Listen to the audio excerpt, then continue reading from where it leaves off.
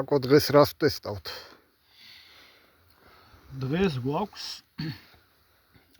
Snowpeak M60 კოლბიანი ვარიანტი.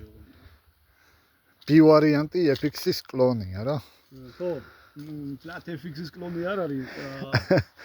იმასაც ვიტყვი, რომ Daystate Delta Wolf-ის პარალელებიც იგრძნობა ამაში რაღაცეებში. მაგალითად, პლენუმის წყობაში, ეხა Daystate-ს დამრტყმელი ელექტრო აქვს და სხვანაირი მექანიკა არ არის იქ, მაგრამ რაღაცა პარალელები არის გავლებული. მაგალითად, კიდე ლულის დიამეტრი, რომელიც არის იდენტური 15 მმ არის, 14.93 დიამეტრში. ორივე ერთნაირი არის. უბრალოდ პატარა სხვაობები აქვს რა. ვერ შემედავები, მჭიდი FX-ია. ხო, გადაღებული აქვს რაღაც შუაში გადის დამრტყმელი FX-იც ასე არის.